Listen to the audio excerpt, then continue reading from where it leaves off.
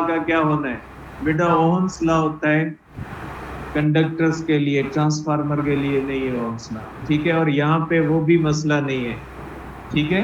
तो ये बात ध्यान में रखिएगा कि जहां पे ईएमएफ आप बढ़ाते हो वहां पे करंट क्या हो जाएगा, कम हो जाएगा, ये मैंने लिख दिया बेटा, ठीक है। तो ये होता है ट्रांसफार्मर के रूल्स। दो टाइप्स हैं बेटा, स्टेप अप है और स्टेप डाउन है। अब इन चीजों को आप फार्मूले में भी लिख सकते हैं बेटा।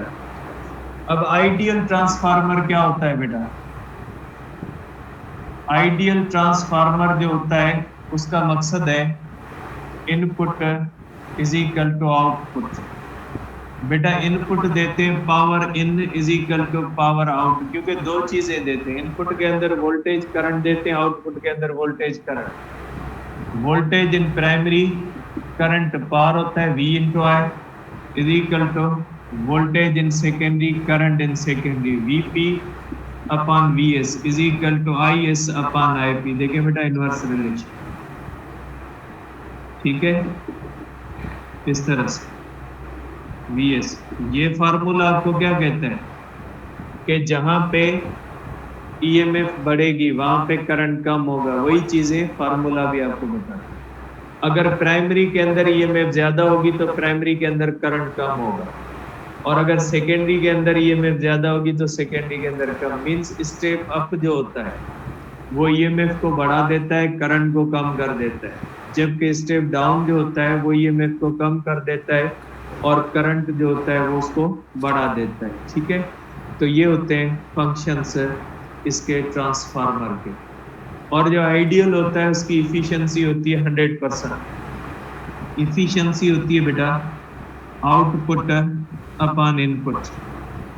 जो आइडियल होता है उसकी इफिशिएंसी 100% है, जबकि प्रैक्टिकल जो बनाए जाते हैं उनकी 95 to 99% इफिशिएंसी होती है।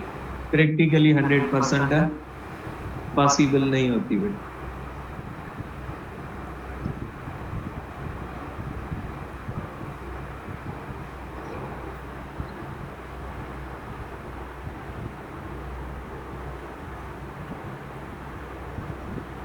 बेटा ट्रांसफार्मर है, a transformer is a device which make use of mutual induction for stepping up or down in alternating EMF figure है बेटा।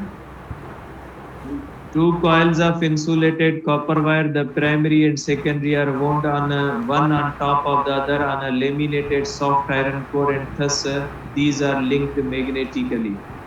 The presence of the soft iron ensures that all the flux associated with one coil also passes through the other, ठीक है। इसके बाद formula किया हुआ inter वाले sign नीचे होती है, साइन बेटा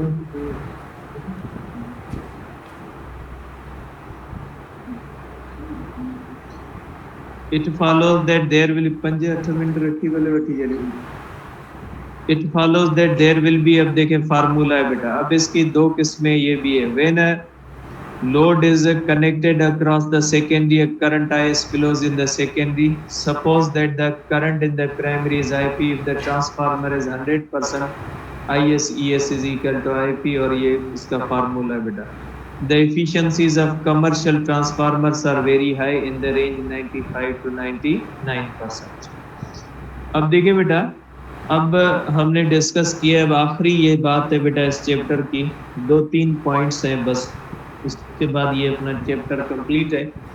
अब देखिए बेटा, मैंने ये अभी आपको कहा है कि इसकी इफिशिएंसी जो होती है, इफिशिएंसी 95 to 99% होती है।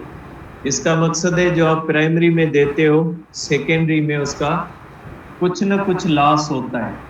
1% अगर लॉस होता है तो लॉस होता है, वो लॉस कहाँ से होता है, क्यों होता है, इसके रीजंस हैं बेटा। पहला है एडी करंट्स।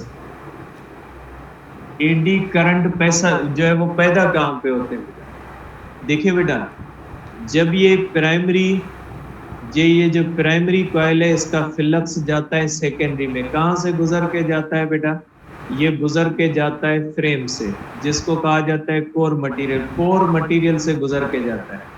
अगर प्राइमरी के अंदर फ्लक्स चेंज करेंगे तो ये फ्लक्स इस जो है वो फ्रेम के अंदर भी चेंज होगा। जाहिर